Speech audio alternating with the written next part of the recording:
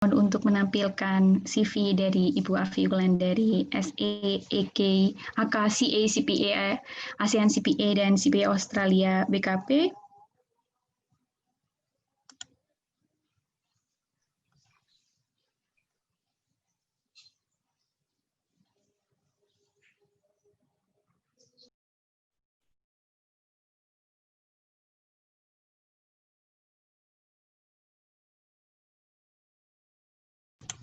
Baik, terima kasih kepada panitia yang sudah menampilkan CV Ibu Afi Wulandari.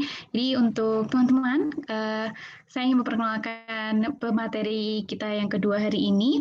Ibu Afi Wulandari merupakan salah seorang praktisi di bidang akuntan. Beliau memiliki pengalaman lebih dari 20 tahun dalam hal akuntansi dan juga keuangan. Bahkan 3,5 tahun diantaranya beliau habiskan pengalaman tersebut di Amerika Serikat. Beliau memiliki sertifikasi akuntan dari IAI, kemudian RNA, akuntan berpraktik, CPA dari Kementerian Keuangan Republik Indonesia, CPA dari ASEAN, kemudian CPA dari Australia, dan juga sebagai Certified Tax Consultant atau BKP. Beliau mengawali karirnya sebagai external auditor di Deloitte, yang kemudian klien beliau beberapa diantaranya merupakan multinational client. Klien beliau sebagian besar berasal dari oil dan gas company, kemudian pulp and paper. Beliau ketika menghabiskan pengalamannya di Sarbanes-Oxley 404, beliau menjabat sebagai senior compliance analyst di Houston, Texas, headquarter USA. Beliau juga bertanggung jawab atas audit SOX dan pada beberapa negara, termasuk diantaranya di Asia, Amerika Utara dan Selatan, Eropa, Timur Tengah, bahkan juga di Afrika. Jadi beliau sangat memiliki pengalaman dalam bidang akuntansi, keuangan, termasuk juga rantai pasokan, dan beliau sendiri juga memiliki pengetahuan yang sangat luas, yang tentunya juga tidak diragukan lagi dalam USGAP maupun PSAK yang berlaku di Indonesia. Saat ini beliau memiliki kantor akuntan, kantor jasa akuntan dengan lisensi yang dikeluarkan oleh Kementerian Keuangan, dan beliau sendiri merupakan alumni dari Universitas Brawijaya. Jadi mungkin teman-teman di sini yang masih sekarang menempuh pendidikan akuntansi di Brawijaya mungkin bisa mengikuti jejak beliau. Baik, berikut adalah lisensi yang dimiliki oleh beliau. Kemudian untuk pendidikan beliau, mungkin bisa scroll ke bawah sedikit. Seperti yang saya sampaikan tadi, beliau merupakan lulusan dari Fakultas Ekonomi dan Bisnis Brawijaya dalam jurusan akuntansi pada tahun 1997.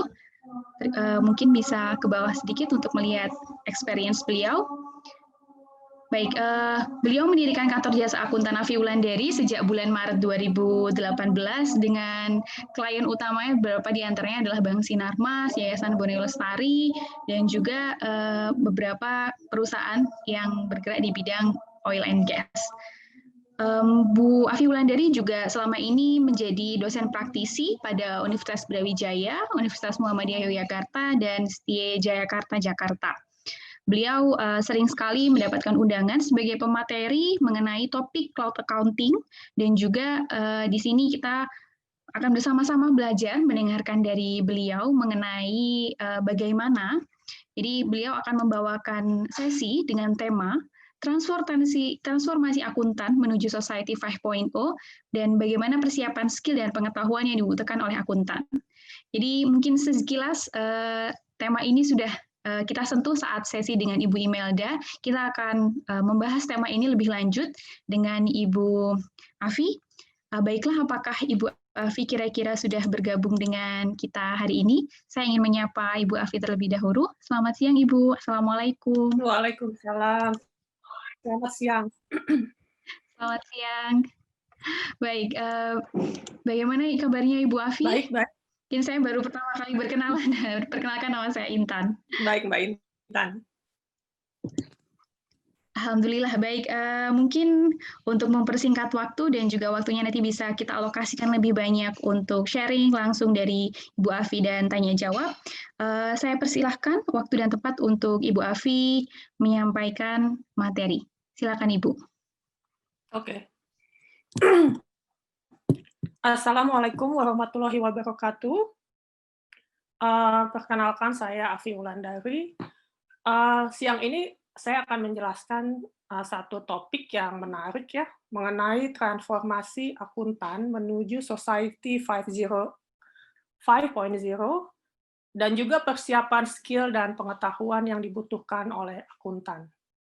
Next. Ini saya yang share boleh ya? Oke. Jadi bagian ke-1 mengenai pengertian Society 5.0 dan keuntungan bagi kehidupan kita. Next. Apakah sih Society 5.0? Jadi ini terjadi pada Januari 2016, pemerintah Jepang mencanangkan ide Society 5.0, yaitu, saya Inggris saja ya, a vision of future society guided by scientific and technological innovation. Jadi society masyarakat yang di-guide oleh scientific dan technological innovation. Jadi ide konsep ini jadi sebagai berikut. Through an initiative merging the physical space atau real world, dunia nyata, and cyberspace, dunia maya, by leveraging information communication technology atau ICT to its fullest. So we are proposing an ideal form of our future society, a super smart society that will bring wealth to the people. Jadi lebih ke connecting antara people dengan teknologi. Oke, next. Jadi ini sudah dimulai di Jepang. Jadi ini merupakan Japan's Ambitious Societal Digital Transformation Plan. Boleh saya share ini nggak video? Bisa ya? Boleh, mungkin silakan Ibu Afi jika bisa share langsung dari Bisa ya? screen-nya. Baik, silakan Ibu. Jadi ini sekilas mengenai apa sih? Bisa kelihatan ya? Sudah terlihat Ibu? Ya, Society 5.0 dari Government of Japan. In Japan, innovation has been transforming our society, in which people can extend human ability. For example, a technology which improves our performance. With new wearable interfaces, which analyze wearers' movement using AI and accumulate the techniques of great performers as electrical stimuli. Wearers may play like great performers due to the stimuli sent by interfaces to wearers' muscles. Telexistence technology realizes our own avatar robots in practical use, enabling us to see, hear, and feel beyond time and distance, as though we were there. Assistive suits, which read wearers' wills by receiving biological signals sent from the brain to the muscles, support users' heavy lifting work. The suits reduce the user's burden and let us handle heavy work much more safely and comfortably. Advanced technology will support a variety of activities and improve our lifestyles. Japan aims at realizing Society 5.0, a technology-based, human-centered society.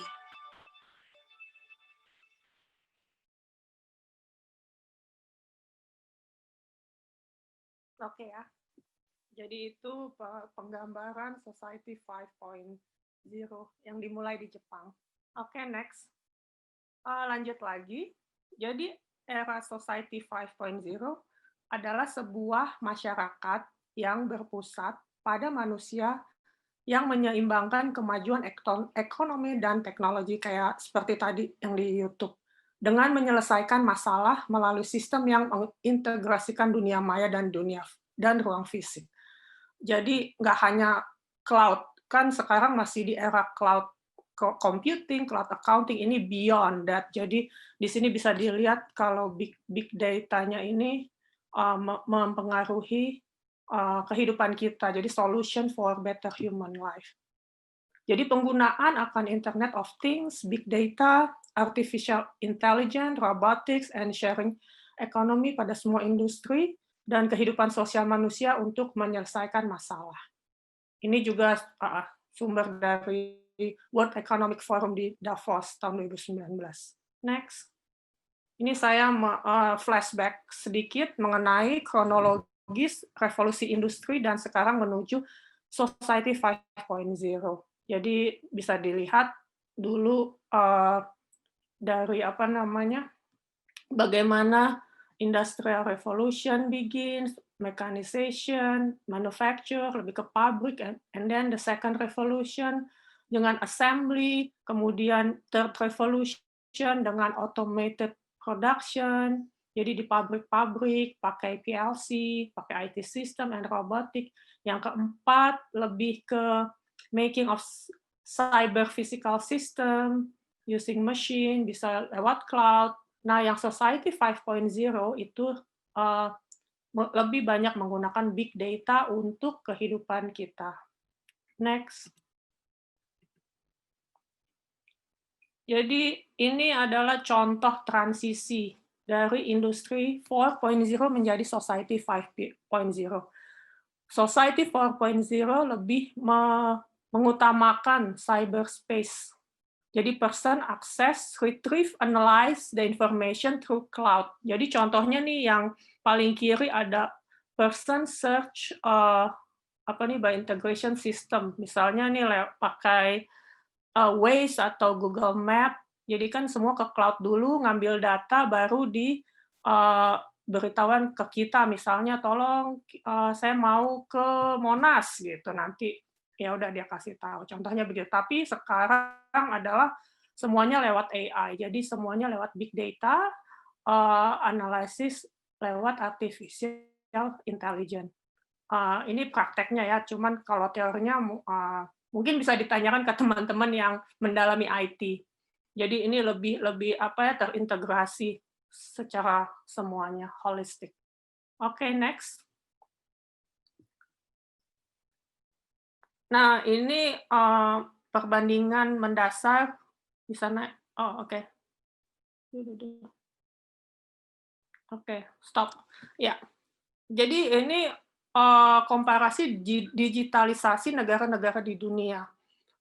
Semua negara di dunia berlomba-lomba untuk membuat negaranya paling advance, paling digitalized. Jadi contohnya kalau Europe kan memang orangnya sangat-sangat teratur dan machine oriented, sangat tertib. Jadi mereka memang di industri 4.0 memang sangat luar biasa. Kemudian di Asia tuh lebih ke AI-nya memang jago. Contohnya China kan semua connected ya, pakai Alibaba atau semuanya lebih advance untuk kayak e-money and whatsoever. Even sebelum kita memakai GoPay dan OVO. Nah, kalau North America memang lebih ke industrial internet. Jadi memang mereka industry oriented, jadi bagaimana digitalize not only their machine, tapi semuanya bisa lewat internet connection. Nah, kemudian Jepang ini sendiri, kemarin saya baca-baca, karena 26% penduduknya orang Jepang itu banyak yang usia manula, dan mereka tidak mau menjadi burden. Jadi bagaimana akhirnya government Jepang membuat suatu Society 5.0 yang bisa membuat masyarakatnya terhubung satu sama lain dan digitalize dan saling bisa tumbuh berkembang bersama. Jadi kita memakai IoT, artificial intelligence, robotics, big data, and blockchain. Itu seperti video yang tadi saya perlihatkan. Next. Nah, ini yang saya bilang, perbandingan mendasar industri 4.0 dan Society 5.0. Kalau desainnya Industri 4.0 diwakili oleh Jerman. Jadi bagaimana high-tech strategy action plan-nya. Sedangkan kalau Society 5.0, mereka lebih mengedepankan super smart society as a whole. Sedangkan kalau di Jerman lebih ke smart factory, dia lebih production, fokus on manufacture. Jadi kalau di Jepang, intinya adalah hidup dengan digital secara berkesinambungan, yaitu balancing economic development with resolution of social issue. Jadi mereka sangat human-centered society. Oke, next.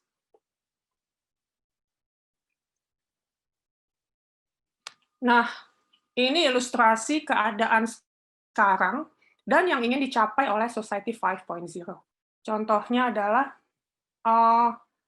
bisa dilihat, jadi yang paling kiri atas, jadi knowledge and information are not shared and cross-sector value is difficult to create. Jadi begitu banyak informasi data yang kita dapat sekarang, tapi semua tidak terkoordinir dengan baik. Sedangkan kalau nanti di Society 5.0, IoT will connect all people and things, all sorts of knowledge and information will be shared and totally new value will be born. Jadi semuanya dipusatkan data-datanya, kemudian akan diatur dan diolah oleh AI informasi-informasi apa yang benar gitu, yang nggak hoax atau apa.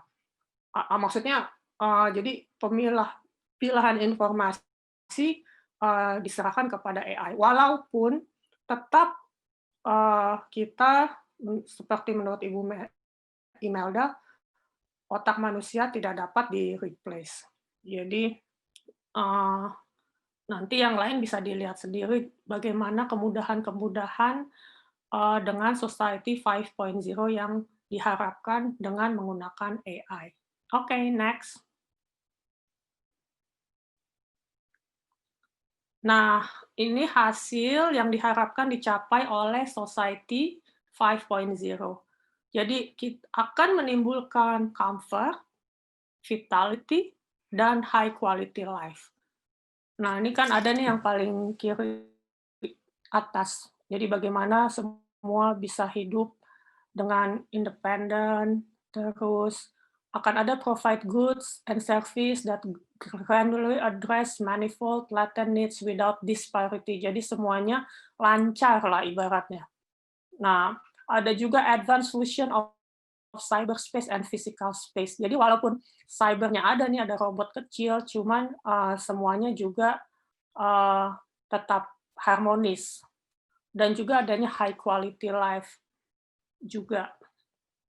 Jadi Society 5.0 adalah to balance economic advancement with the resolution of social problem. Jadi bagaimana caranya mengeliminir social problem yang ada di sekitar kita dengan bantuan AI ini. Oke, next. Kita maju ke section 2, yaitu perubahan yang akan terjadi pada profesi akuntansi di era Society 5.0. Next. Oh, ini contohnya accounting, bagaimana kita have too much information, karena accounting itu tidak hanya accounting, ada bisnis, financial, management, ada people, investor, entity, nah semua juga harus di-disclose, ada juga bookkeeping, ada juga decision. Nah, ini yang bagaimana semuanya diharapkan dapat terbantu oleh Society 5.0. Next.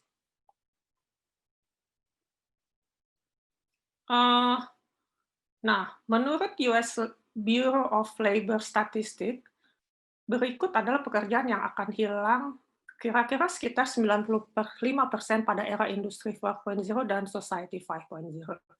Contohnya kayak kasir, administrasi, sekretaris, data entry akuntan, resepsionis. Jadi yang repetitif dan yang tanpa analisis skill itu kemungkinan dapat di-replace. Oke, next.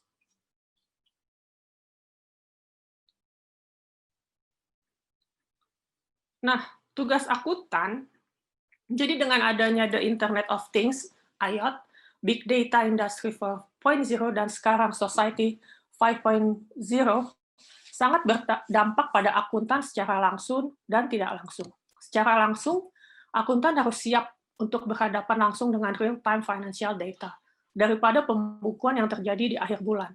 Audit menjadi lebih mudah dengan real-time data. Jadi kita semua bisa login dan melihat real-time data. Jadi pun waktu saya masih di salah satu US company, kami waktu di audit pun kami memberikan kayak password dan username untuk auditor kami, apa namanya, bisa login karena itu pada waktu itu kami sudah melakukan real-time data. Terus kemudian akuntan akan lebih cepat menangkap financial fraud. Karena apa? Karena semua yang login ke dalam sistem itu akan tercatat username dan time-nya, even sampai detik. Dan juga melihat financial trend dengan data real time ini. Jadi kita bisa langsung, misalnya sekarang kita login, langsung bikin report, langsung download report, nanti kelihatan. Oke, next. Hanya akuntan yang mampu, maaf. Hanya akuntan yang mampu menganalisa big data flow ini yang mendapat keuntungan.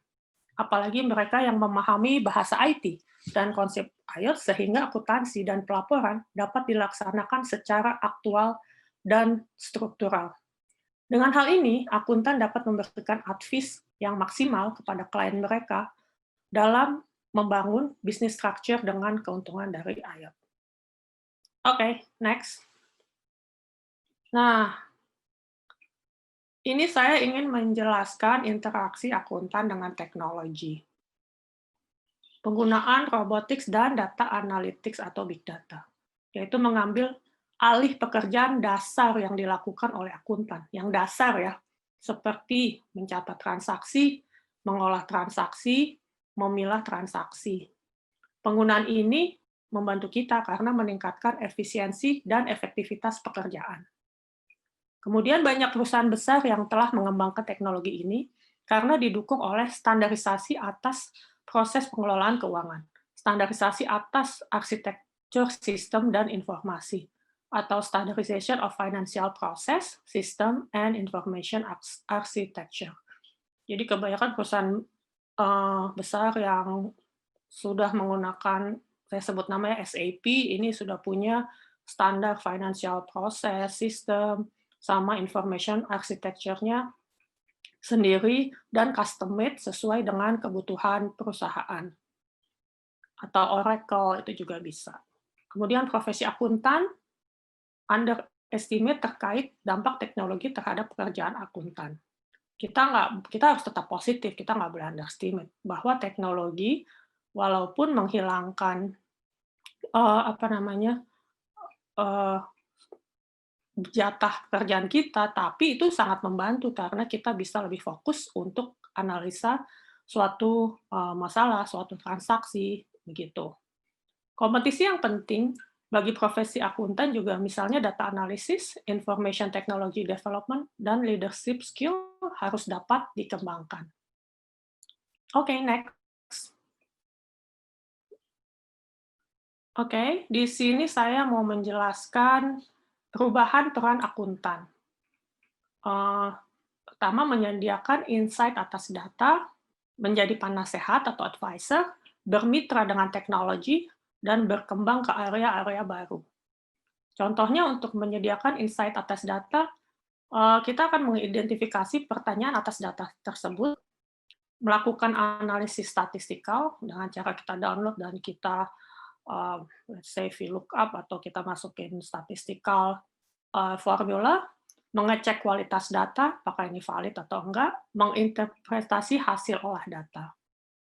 Jadi kita sangat membutuhkan teknologi sehingga kita mendapatkan perubahan peran akuntan dari akuntan yang tradisional. Kemudian kita juga menjadi penasehat sebagai penasehat bisnis umum, penasehat spesialis, dan juga mengambil peran sebagai partner bisnis. Banyak juga yang teman-teman saya yang menjadi partner bisnis, misal di startup-startup atau mentoring di UMKM, karena kita sudah terbiasa untuk menganalisa data. Kemudian kita bermitra dengan teknologi, memanipulasi data, bekerja dengan robot atau mesin sejenisnya, melatih model kecerdasan buatan atau artificial intelligence. Kalau bermitra teknologi yang saya sebutkan itu mungkin belum sampai situ ya kita, akan tapi kalau di pihak akuntan kita sudah pakai cloud accounting, jadi misalnya kantor jasa akuntan saya kebetulan di Jakarta, klien-klien saya nggak hanya di Jakarta, tapi ada juga di Sulawesi, di Makassar lah, di mana, di Purwokerto, di Surabaya. Jadi memang sangat berpegang pada cloud accounting ini. Terus kita makanya berkembang menjadi area baru, sehingga kita dapat berkelanjutan. Ini juga membantu untuk non-financial reporting dan cyber security. Contohnya, sewaktu saya di Amerika, kita mengaudit tentang Sarbanes-Oxley, salah satunya SOX IT, karena itu tentang cyber security, how secure sistem kita supaya tidak ada hacker-hacker, itu salah satunya. Oke, next. Ini lanjutan dari tadi, akuntan dan teknologi. Perkembangan teknologi mengubah bisnis. Bagaimana pendanaan atas bisnis atau banyak aset yang akan berupa teknologi. Jadi nanti intangible asetnya banyak yang teknologi, karena investasi atas software, atas R&D teknologi itu akan banyak di sana. Kemudian sumber daya yang dibutuhkan dalam bisnis. Akan tidak banyak SDM, termasuk staf akuntansi, tapi staf-staf ahli yang jago analisa itu akan tetap dipakai. Kemudian pembuatan dan pengembangan perusahaan baru. Semuanya berbasis virtual, office atau shop. Jadi sekarang kan udah marak ya, banyak yang office space yang hanya virtual office. Ya ini salah satu contohnya. Kemudian cara menjual produk dan jasa melalui online marketplace. Ada Shopee, Tokped, semuanya deh. Jadi perkembangan teknologi yang baru akan menciptakan suatu kenormalan. Awalnya kan nggak normal, tapi sekarang apalagi setelah pandemik semua menjadi normal, standarnya, dan menjadi keseimbangan baru. Jadi sebenarnya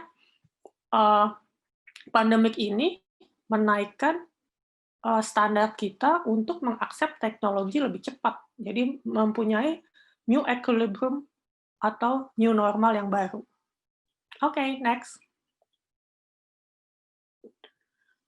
Nah, sekarang saya lebih mau detail tentang cloud accounting, karena ini memang bidang saya, terutama para praktisi di kantor jasa akuntan.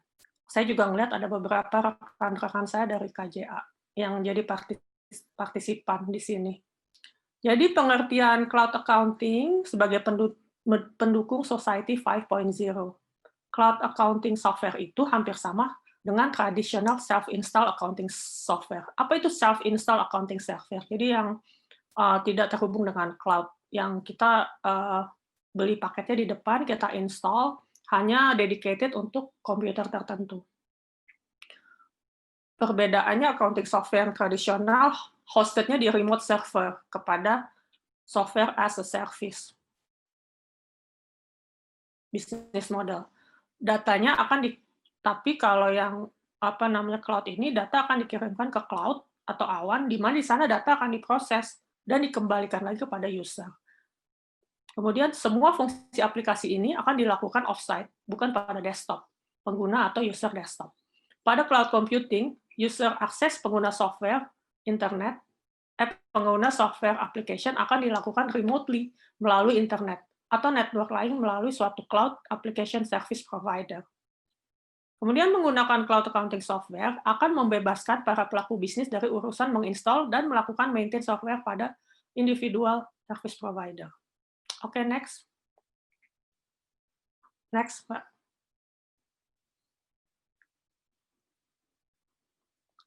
Nah, ini mengapa cloud accounting diperlukan di era Society 5.0. Karena kita memanage data dari big data, cloud-based software-nya dapat terkoneksi dari laptop dan device asal ada koneksi internet. Online accounting berarti pemilik bisnis dapat terkoneksi dengan usahanya dan akuntan di mana saja, kapan saja, 24 jam. Cloud accounting ini juga dapat terintegrasi dengan semua ekosistem dari add-on, misalnya POS, point of sale, seperti Moka dan lain-lain juga bisa langsung e-filing pajak. Jadi sebagai bridging, penjembatan juga. Kemudian sangat cost efektif dan mudah dipergunakan dan adanya jejak digital apabila ada user yang melakukan perubahan dalam sistem. Jadi semuanya terdeteksi dengan mudah. Next. Nah, ini ringkasan keuntungan cloud accounting pada kehidupan sehari-hari. Ini positifnya, paperless, reliability, security, organization on, user friendliness, kita juga lebih mudah maintain relationship, ease of access, affordability, dan understanding your financial position. Oke, next. Ini contoh-contoh beberapa cloud accounting software di Indonesia. Jadi contoh-contoh ERP, Enterprise Resource Planning, jadi from end to end. Ada SAP, yang paling sophisticated, ada Tally, ada Slicker, Journal, ada Xero, itu dari Australia, Zahir Online, dan Accurate. Next. Dan tadi kan saya jelaskan bahwa itu adalah bridging ya. Ini yang contoh yang saya maksud. Ini saya ambil salah satu aja, jurnal, walaupun yang lain juga sama intinya. Jadi intinya adalah sistem cloud accounting ini akan ada bank integrasi dengan Mandiri, contoh BCA, BNI, Niaga. Jadi data transaksi dari bank akan masuk ke sistem, diolah, dan nanti kita analisa. Begitu juga data-data penjualan. Contohnya yang POS saya bilang, point of sale integration. Kayak Moka itu yang kayak kalau kita belanja di mana? Di food court kan ada tinggal tet. Nah, itu contohnya ya, Moka, Pawon itu sama aja, cuman beda nama. Kemudian juga integrasinya juga dengan klik pajak dengan e-filing, e-tax filing. Atau juga nanti next ke depannya bisa dengan Tokopedia dan semua marketplace yang ada. Jadi begitu. Itu sangat membantu kita sebagai akuntan, terutama yang melakukan pembukuan seperti kami, kantor jasa akuntan, untuk mengelola data lebih akurat dan lebih cepat. Oke, next. Oke, kita ke section 3. Jadi skill dan pengetahuan apa sih yang perlu dipersiapkan oleh akuntan, teman-teman mahasiswa agar bisa beradaptasi di era Society 5.0. Next.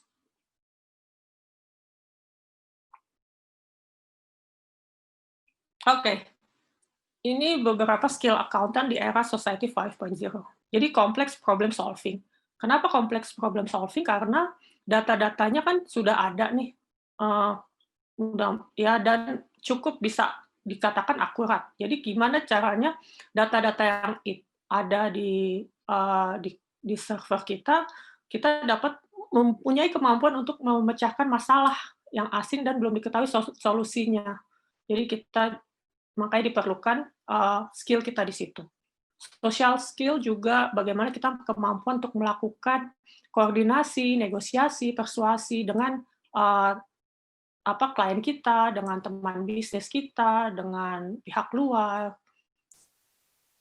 Nah, kalau proses skill itu, kemampuan terdiri dari active listening, logical thinking, dan monitoring self and the others. Jadi proses skill juga perlu, karena kita sebagai akuntan juga harus tahu, misal proses produksi di sebuah perusahaan manufacturer. Karena apa? Karena dari situ kita bisa mengorek, kita perlu data apa nih. Jadi misalnya klien kasih kita data ini, tapi banyak data-data lain yang diperlukan. Oleh karena itu kita perlu proses skill ini, yaitu active listening, juga bisa tanya-tanya dengan teman-teman lintas profesi begitu. Kemudian sistem skill, kemampuan untuk dapat melakukan judgement, keputusan dengan pertimbangan cost benefit, serta kemampuan untuk mengetahui bagaimana sebuah sistem dibuat dan dijalankan. Jadi ini sistem skill. Ini kenapa perlu? Karena untuk mengetahui internal kontrol dari suatu perusahaan. Kita tahu sistemnya, jadi kalau ada kebocoran internal kontrol, kita bisa langsung detect. Kemudian cognitive abilities, yaitu cognitive flexibility, creativity, logical reasoning, problem sensitivity, mathematical reasoning, dan visualization. Jadi ini lebih ke kognitif, kemampuan kognitif. Oke, next. Nah, ini buat teman-teman mahasiswa, kita akuntansi itu banyak profesinya. Ada akuntan publik, akuntan manajemen, ada juga akuntan yang di auditor pemerintahan, ada internal audit, konsultan pajak, akuntan pendidik, keuangan perusahaan, pengusaha juga bisa, dan lain-lain. Jadi sertifikasinya nggak hanya CPA, ada CPMA juga ada QIA, kalau USKP itu BKP, CPSAK, sertifikasi PSAK, SAS, akuntansi syariah, USAAP, ahli akuntansi pemerintahan, CA, untuk charter accountant. Ini kalau KJA juga di sini. Jadi kalau teman-teman sudah punya CA, nanti tinggal urus AB-nya, akuntan berpraktek, baru bisa buka konsultan jasa akuntan, kantor jasa akuntan. Oke, next. Ini contohnya pekerjaan akuntan. Oke, next.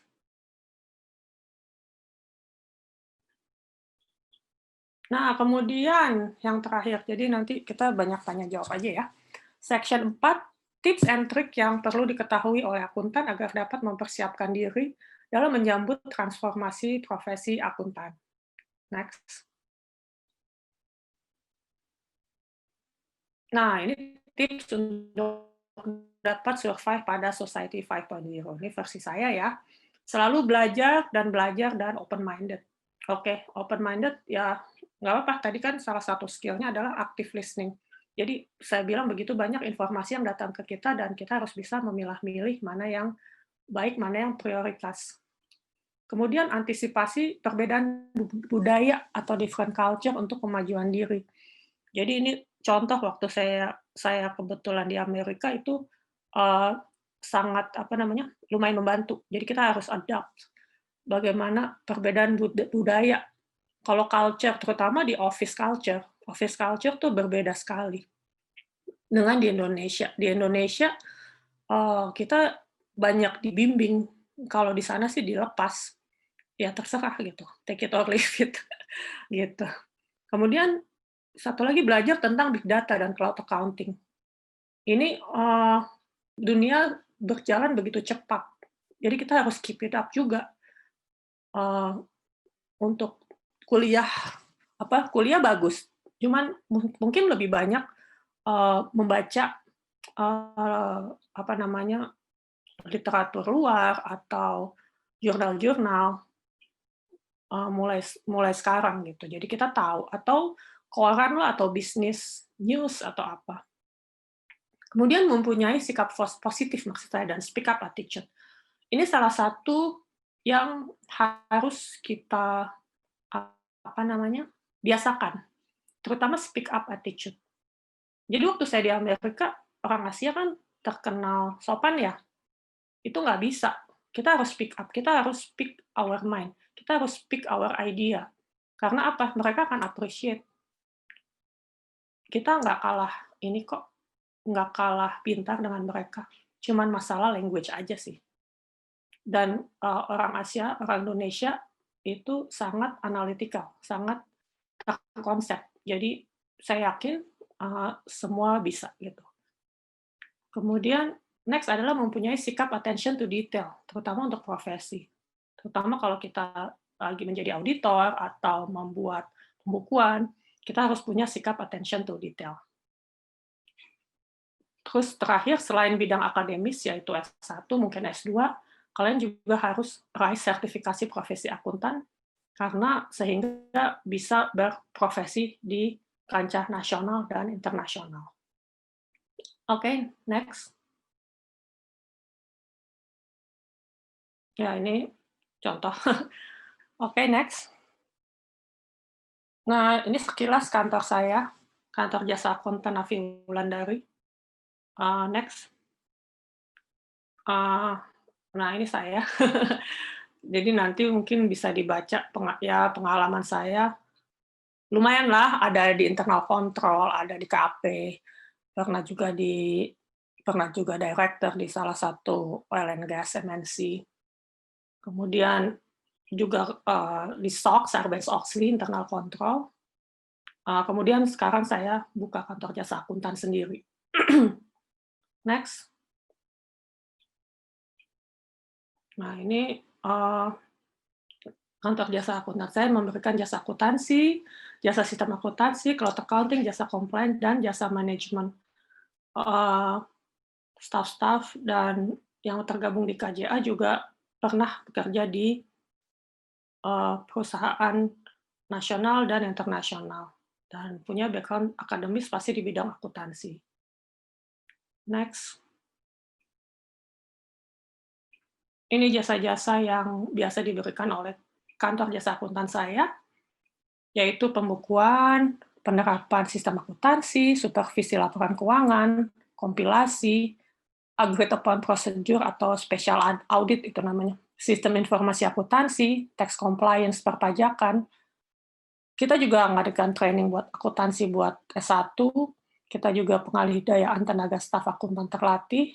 Kemudian selain non-akuntan, kita bikin SOP, karena kenapa standar operating procedure penting? Karena itu mengarah ke internal control, internal audit. Jadi kalau internal control-nya bagus, bisa dipastikan pembukuannya juga akurat, karena apa? Semua prosesnya telah dilalui, jadi tidak bisa ada gap gitu ya. Bisa curang-curang atau licik-licik gitu. Terus ada juga jasa management advisor, kita juga melakukan business plan sama jasa training management. Next. Terima kasih. Dan saya pas waktunya ya, menurut panitia saya 15.05, saya 15.04. Terima kasih atas waktunya. Iya, kami juga mengucapkan terima kasih banyak untuk Ibu Afi. Betul Bu, tepat waktu. Tadi mungkin sisa waktunya kita akan lanjutkan dengan sesi tanya jawab. Jadi ini sudah masuk beberapa pertanyaan, akan saya bacakan. Mungkin kita mulai dengan 2 pertanyaan dulu ya Ibu Afi. Ya, baik. Baik, pertanyaan yang pertama dari Saudara Arif Primara Harjo dari BPKP, menanyakan mengenai cloud accounting ini pasti akan memunculkan beberapa risiko. Kira-kira bagaimana mitigasi risiko untuk menjamin bahwa data yang sudah kita unggah ke cloud aman dari pencurian, modifikasi, karena ini terkait dengan confidentiality. Kemudian untuk pertanyaan yang kedua dari Saudara Nur Jamil Mustafa dari Setie Mutakin Purwakarta.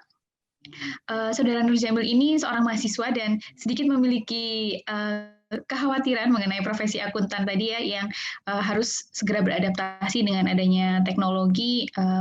Tapi Saudara Nur Jamil sendiri merasa banyak dari poin-poin yang disebutkan mengenai skill-skill yang dibutuhkan ini tadi tidak bisa langsung didapatkan dalam bangku kuliah. Sehingga Saudara Nur Jamil menanyakan, apakah memang ilmu-ilmu ini harus didapatkan ketika masuk dalam dunia kerja secara langsung, ataukah bisa dilakukan dengan cara apa? Jadi sebagai mahasiswa antisipasinya seperti apa? Itu dulu dari kami pertanyaannya, Bu Afi. Oke, saya coba jawab ya. Pertanyaan pertama dari Pak Arif ya Mbak ya tadi? Dari Saudara Arif Primara Harjo, betul. Pak Arif Primara Harjo dari, oh iya, ya kan, BKP, sorry. Iya, betul, iya. Jadi begini Pak, kekhawatiran itu selalu kami hadapi, terutama kalau saya bertemu dengan klien saya dan juga pihak-pihak lain. Jadi bagaimana mitigasi resikonya? aman, confidentiality. Jadi kebetulan kantor jasa akuntan saya juga berpartner dengan beberapa cloud accounting system. Jadi sistem di KJA saya adalah sebelum klien menentukan mau pakai sistem apa, even offline juga nggak apa-apa gitu. Jadi kita mengakomodasi apapun klien needs. Kita melakukan understanding klien bisnis kan.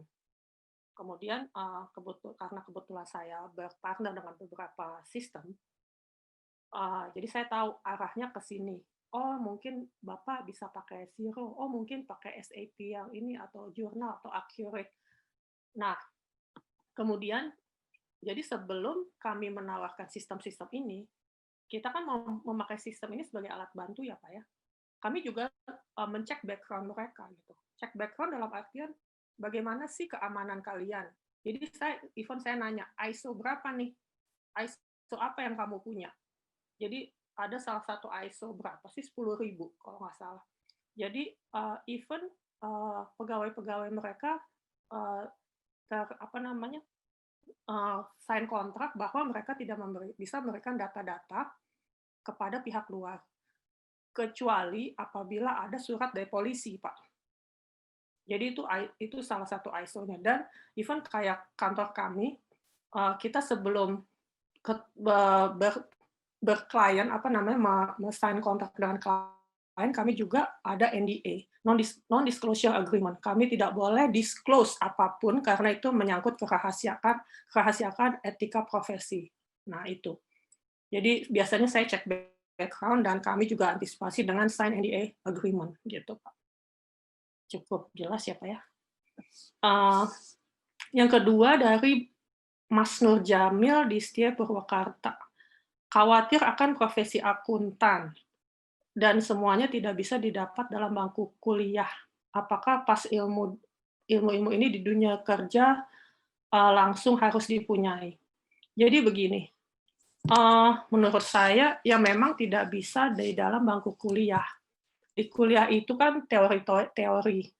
Tapi selama Anda kuliah, itu adalah waktu yang tepat untuk menggali lebih. Jadi misalnya dikasih dosen apa nih implikasinya gitu. Ya maksudnya lebih open minded lah gitu. Atau kalau misalnya ada pelatihan sistem atau apa, ada ya kan aplikasi komputer masih ada kan. Nah, itu saat yang tepat untuk mengulik. Atau kalian mau saya ajarin sistem cloud accounting, boleh nanti kita adain kelas atau gimana. Betul, 3-in-1 ya Bu, kuliah 3-in-1 mungkin. Iya bisa. Jadi maksud saya adalah atau ikut brevet atau apa itu, atau ikut magang kan, KAPI juga bisa magang, atau KJA. Jadi saya juga nerima magang, teman-teman magang. Jadi banyak cara bagaimana kita kreatif aja. Kita harus menanamkan ke diri kita sendiri, ini saya pengen jadi akuntan. Apa sih yang harus saya persiapkan? Jadi intinya sih ke diri sendiri gitu.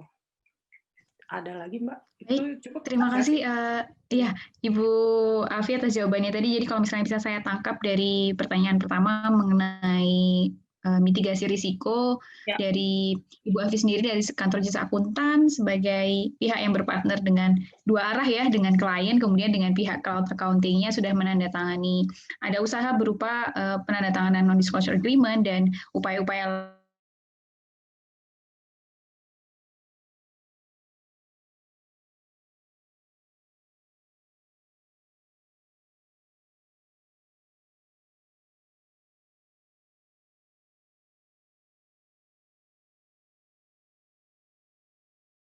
dosen, tapi ketika saya sendiri dulu juga mungkin menjadi seorang mahasiswa merasakan, wah ini ternyata dunia kerja dan dunia kuliah itu kan sangat berbeda. Jadi kadang tuh merasa menyesal juga kalau misalnya dulu tuh kurang memanfaatkan networking gitu ya, atau mungkin kurang memanfaatkan dosennya tuh dulu pernah ngejelasin ini, kenapa ya nggak tanya gitu. Jadi teman-teman juga sekarang yang menjadi partisipan di webinar hari ini, mumpung masih ada kesempatan gitu ya untuk bertanya kepada Ibu Afi, silakan kesempatan ini kalian manfaatkan dengan baik. Sambil menunggu pertanyaan berikutnya, saya sendiri pribadi ada pertanyaan Ibu. Jadi kalau saya ini sekarang profesinya sebagai pendidik, jadi akuntan pendidik. Nanti juga mungkin akan dibahas oleh Bapak Abdul Ghaffar, disentuh sedikit. Tapi saya ingin bertanya dari posisi Bu Afi sekarang. Ini kita kan sedang berada dalam kondisi pandemi ya Ibu. Di mahasiswa yang semester 6 ya, semester 7 sekarang ini kebanyakan dari mereka seharusnya sudah waktunya KKNP. Tetapi sekarang ini gitu ya, karena kondisi seperti ini, akhirnya banyak yang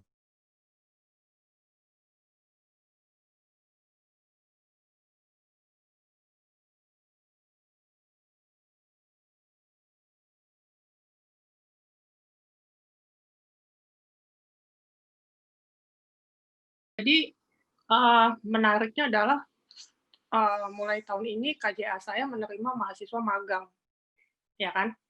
Nah, magangnya itu jadi gini, sebelum pandemik kami dari KJA AFI itu sudah melakukan cloud accounting system, Mbak.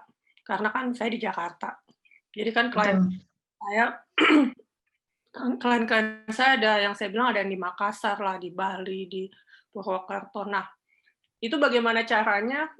Sebenarnya awalnya sih bagaimana caranya saya datang sekali sebulan ke mereka. Jadi kita coba persuasif, ya udah kita pakai cloud accounting aja Pak. Jadi cloud accounting bisa lihat real time tiap Sabtu biasanya saya lakukan conference call. Jadi memang kita sudah melakukan hal itu. Kemudian tiba-tiba pandemik dan kita sih sudah melakukan itu gitu kan. Jadi memang sebulan sekali harus ketemu dengan klien tapi nggak terlalu sering jadinya, tapi tetap terpantau secara even 24 jam gitu kan. Nah, untuk yang mahasiswa ini Bu, jadi mereka juga saya perlakukan sama. Ya, jadi ada beberapa mahasiswa swasta, jadi jadi saya kasih tugas, saya pantau secara online. Jadi misalnya seminggu 2 kali baru saya ketemu sama mereka karena harus review kan. Nah, sebenarnya reviewnya pun bisa juga lewat Zoom sih. Jadi itu sebenarnya pandemik ini memberikan possibilities yang lebih. Jadi orang sudah terbiasa dengan Zoom. Ya kan, kita tidak usah macet-macet. Sejam 2 jam untuk ketemu. Jadi kecuali hal-hal yang sangat mendesak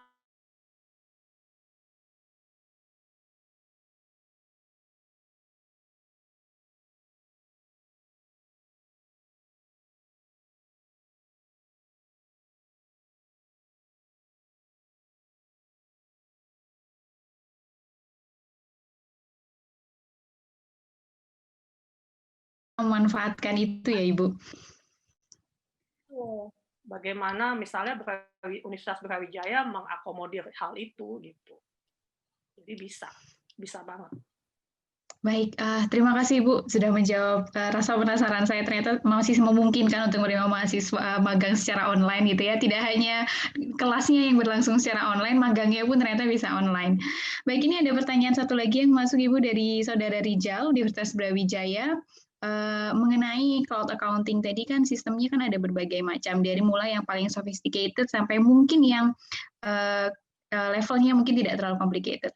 Menurut Ibu sendiri, pada level kapan sebuah perusahaan atau sebuah usaha itu membutuhkan cloud accounting, dan kira-kira kalau untuk level UMKM, itu yang paling disarankan bentuk cloud accounting atau pemanfaatan teknologinya seperti apa, Ibu?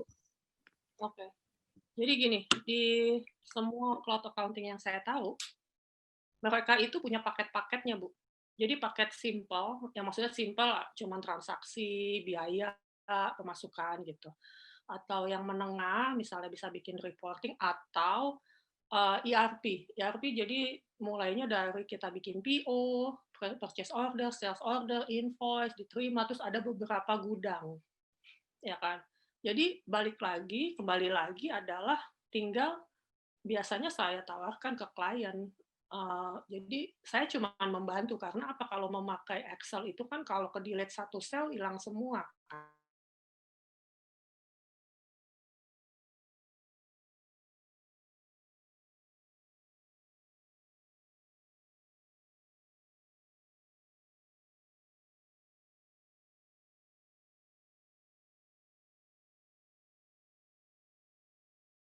Gitu. Tapi kenapa saya bilang perlu? Karena dengan itu kan kita bisa melihat 24 jam dong ke sistem. Kemudian kita bisa memanfaatkan maksimal. Misalnya ada salah satu teman saya nanya, bagaimana nih Vi, saya ada beberapa toko. Kalau ini kan kita bisa menghubungkan antar toko, antar gudang gitu. Jadi menurut saya sih membantu, cuman bagaimana orang yang memasukkan data-data di dalamnya yang harus kita edukasi, itu aja sih. Betul, jadi tidak hanya teknologinya yang penting, people-nya, SDM-nya yang untuk memanfaatkan. Ini perlu ada training dulu gitu ya, karena percuma sophisticated system, tapi human resource-nya, people-nya masih, ya saya bilang mungkin gagap gitu ya dengan teknologi ini. Kemudian ini ada pertanyaan lagi mengenai dari Bapak AM Bagus Panca Putrajaya dari BPK Jawa Tengah. Bagaimana mendesain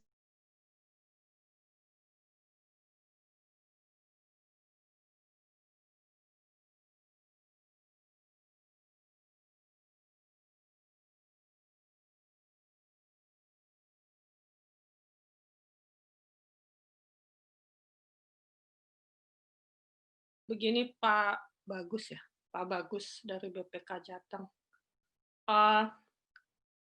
Jadi mungkin Bapak mengetahui internal control ya Pak ya.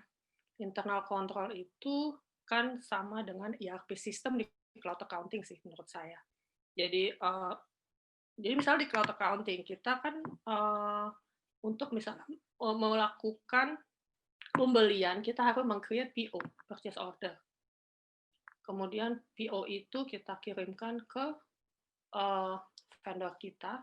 Kemudian kalau kita deal dengan harga akan ada SO, sales order. Kemudian kita udah order, sales order, kemudian ada invoice. Maksud saya itu kalau diterjemahkan dalam internal control itu bisa Pak di Sarbanes-Oxley 404. Jadi itu internal control, siapa yang berhak membuat PO, siapa yang berhak meng-approve PO. Jadi kita bikin kayak approval limit. 0 sampai 10.000 si A. Misalnya 50.000 sampai 100.000 si B. Di atas itu owner. Jadi dengan adanya cloud accounting menurut saya malah membantu memetakan internal control itu, Pak. Jadi sehingga sangat membantu internal control perusahaan kita. Jelas nggak?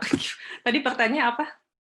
Bagaimana mendesain pembuktian dalam penugasan audit yang efektif? Oke, mendesain pembuktian.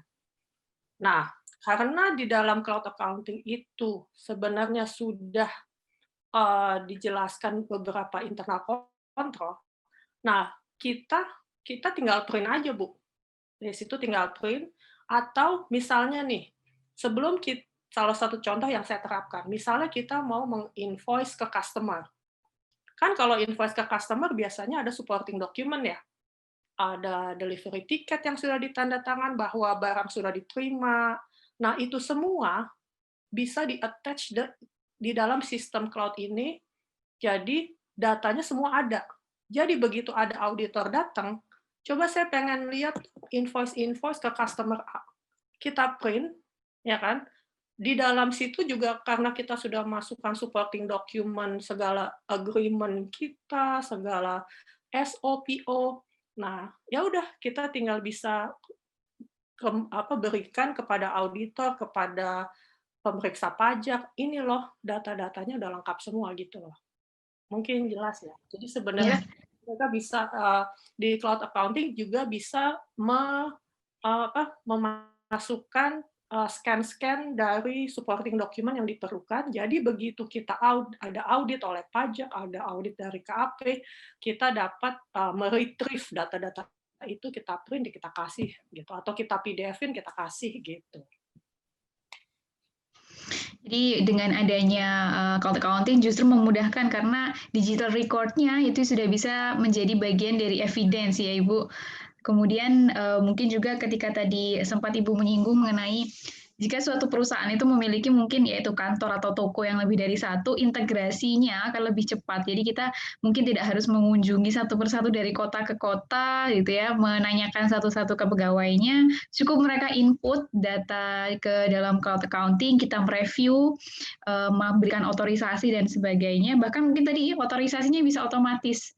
Sudah di-set batas nominal dan lain-lain untuk otorisasi transaksi agar pengendaliannya tetap terjaga meskipun menggunakan lebih sedikit menggunakan tenaga manusia. Ya. Baik, ya betul Ibu, seperti itu. Sejauh ini, apakah teman-teman ada yang masih ingin menanyakan? Masih ada kesempatan? 5 menit, kami tunggu. Jadi jangan lupa juga bahwa di acara Brawijaya Accounting Fair ini kita mempunyai challenge dengan pertanyaan terbaik. Jadi jangan lewatkan kesempatan ini, teman-teman bisa berdua manfaat sekaligus ya. Jadi nanya pertanyaan penasarannya terjawab, siapa tahu pertanyaannya itu sangat berkualitas menurut kami para panitia, dapat hadiah bonus juga gitu ya. Mungkin sambil menunggu saya ingin bertanya mengenai ini Bu. Tadi kan tips and triknya salah satunya memiliki attitude yang positif dan berani untuk speak up. Nah, kemudian juga ada beradaptasi dengan culture, terutama office culture yang berbeda. Dari pengalaman Ibu sendiri dulu, culture office-nya gitu ya, yang mungkin sebagai kita orang Indonesia, yang mungkin agak mengagetkan itu dari segi apa ya Ibu? Iya, waktu saya di Amerika semua orang ngomong ya, semua orang bicara gitu. Cepat, semua orang bicara jadi walaupun menurut saya idenya belum pas, mereka yang penting ngomong dulu, yang penting dinotis dulu, dilihat sama bos, oh dia banyak ide, padahal enggak gitu, padahal enggak terlalu dalam. Jadi maksud saya adalah memang secara otak orang Asia tuh lebih jago untuk analisa, itu tidak dipungkiri, dan kita lebih teliti, kita lebih attention to detail. Karena memang di desainnya begitu kali ya otaknya. Nah, itu malah kesempatan buat kita, nggak apa-apa, let them speak, tapi kita bisa menjabarkan dari ini loh solusinya, ini loh prosesnya gitu, 1, 2, 3 gitu. Jadi kita malah bisa mendapat poin yang lebih, karena kita bisa menjabarkan secara gamblang prosesnya begini, caranya begini, solusinya begini gitu. Gitu. Jadi itu harus speak up. Awal-awal memang pasti pemalu, semua Asia pemalu. Baik, jadi mungkin betul perlu memotivasi mahasiswa untuk lebih berani ya Ibu, karena saya sendiri merasa mungkin hanya sebagian saja yang mungkin berani gitu ya mengungkapkan pendapat di kelas, padahal di saat seperti ini apalagi kalau kita bilang kan sudah bukan zamannya lagi dari pendidiknya yang mungkin menyampaikan materi gitu ya. Jadi student centered learning, bagaimana dari mahasiswa itu sudah mulai bisa untuk menunjukkan attitude ini tadi, karena itu sudah menjadi skill yang dibutuhkan ketika kita nanti bekerja, gitu ya, memasuki dunia kerja, mengalami tantangan bekerja, terutama mungkin membangun negosiasi ya Ibu, karena mau menambah klien, kalau misalnya diem aja malu, gimana bisa mau dapat klien, gimana bisa dapat kepercayaan ya Ibu. Betul. Baik, mungkin sesi untuk tanya jawabnya, jika kita lihat dari waktunya mungkin sudah habis. Saya sangat berterima kasih kepada Ibu Afi, kalau mungkin saya bisa wrap up sedikit apa yang sudah Ibu Afi sampaikan tadi. Jadi, Bu Afi menyampaikan mengenai Society 5.0 di awal, bahwa konsep ini, ide ini pertama kali muncul di Jepang, saya bilang melanjutkan dari industri revolution 4.0, di mana sekarang tidak hanya teknologinya gitu ya, tapi konektivitas antara people and the technology. Jadi jangan sampai kita sebagai people-nya dimanfaatkan oleh teknologi. Jadi teman-teman yang di sini sekarang mungkin sebagian besar adalah mahasiswa akuntansi, sebagian lagi mungkin sudah berprofesi di bidang akuntansi, perlu untuk terus lebih aktif memperdalam ilmu dan praktik juga, ya, ilmu saja, teori saja tidak cukup, praktik mengenai teknologi, dan skill-skill yang beberapa tadi sudah disebutkan oleh Ibu Afi adalah antara lain bagaimana kita bisa memiliki kemampuan untuk problem solving. Tidak hanya masalah yang sederhana, tapi kalau bisa masalah yang sifatnya kompleks. Jadi kita harus terus membuka pikiran, berpikir kritis, mencari solusi yang harus lebih efisien dan lebih efektif dari sebelumnya, dan berlatih untuk juga memikirkan sesuatu, berpendapat itu didasari dengan logika dan argumentasi yang baik. Jadi tidak hanya, mungkin tadi kalau Ibu Afi bilang, ya mungkin di beberapa orang di Amerika yang penting mereka speak up, tapi kita lebih baik speak up didukung dengan argumentasi yang baik juga, nggak hanya sekedar ngomong. Lalu mengenai social skill dan juga kalau mungkin teman-teman yang sudah akan lulus dari jurusan akuntansi, mungkin perlu mempersiapkan sertifikasi profesi. Jadi sertifikasi profesi ini merupakan bekal juga karena banyak sekali pilihan sertifikasi profesi, sehingga teman-teman nanti bisa memberikan jasa profesinya kepada klien-klien. Jadi mungkin bisa menjadi bagian juga dari kantor jasa akuntannya Ibu Afi Wulandari. Baik, seperti itu mungkin dari saya, Ibu. Mungkin ada kata-kata penutup dari Ibu Afi Wulandari, silakan Ibu. Kata-kata penutup saya kepada teman-teman mahasiswa akuntan, dosen akuntansi, dan teman-teman profesi akuntan, kita harus menyambut Society 5.0 dengan tangan terbuka. Jadi itu akan menjadi challenge buat kita, tapi jangan takut karena kita pasti bisa. Oke, itu aja. Terima kasih banyak Ibu. Jadi saya sendiri pribadi sebagai moderator hari ini mohon maaf apabila ada kekurangan selama memandu sesi webinar kita. Saya mewakili panitia juga mengucapkan terima kasih kepada Ibu Afi Wulandari atas waktu yang sudah diluangkan, sangat berharga ilmu yang juga dibagikan kepada kami. Berikutnya saya ingin meminta kepada panitia mungkin bisa ditampilkan untuk sertifikat kepada Ibu Afi Wulandari. Baik, mungkin karena keterbatasan ya Ibu, biasanya mungkin kita bisa memberikan sertifikatnya secara simbolik langsung dengan orangnya. Saat ini mungkin kami hanya bisa menyerahkan simbolik melalui screen seperti ini.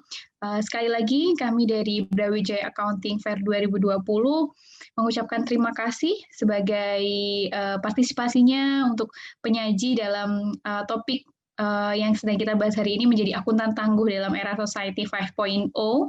Pengetahuan dan juga pengalaman ini yang sudah dimiliki oleh Bu Afi sangat menginspirasi kami dan juga menambah pengetahuan kami terutama di bidang cloud accounting. Baik, terima kasih untuk panitia yang sudah menampilkan sertifikat untuk Ibu Afi Wulandari. Sekali lagi terima kasih banyak Ibu Afi atas waktunya. Semoga silaturahmi dengan Universitas Brawijaya terutama jurusan akuntansi tidak akan putus ya Ibu sebagai alumni sesama alumni. Baik, terima kasih Ibu Afi. Kami persilahkan untuk meninggalkan sesi ini. Terima kasih banyak sekali lagi. Terima kasih. Baik, teman-teman, kita sudah mendengarkan 2 sesi dari 2 pemateri kita. Pertama tadi kita sudah mendengar dari sudut pandang audit ya, sebagai auditor, apakah yang perlu dipersiapkan dalam menjadi akuntan untuk menghadapi era Society 5.0 ini. Kemudian baru saja kita mendengarkan materi dari Ibu Afi Wulandari mengenai pemanfaatan jasa akuntan gitu ya. Jadi kantor jasa akuntan yang memberikan layanan berupa cloud accounting, bagaimana prospeknya ketika itu dihubungkan dengan Society 5.0. Bu Afi Wulandari tadi menjelaskan bahwa banyak sekali kesempatan yang terbuka untuk kita. Jadi bagaimana kita bisa memanfaatkan kesempatan itu, mengembrace teknologi yang ada, meningkatkan skill kita, selalu brush up skill, tidak hanya ketika masih menjadi mahasiswa, sudah lulus pun gitu ya, terutama ketika memasuki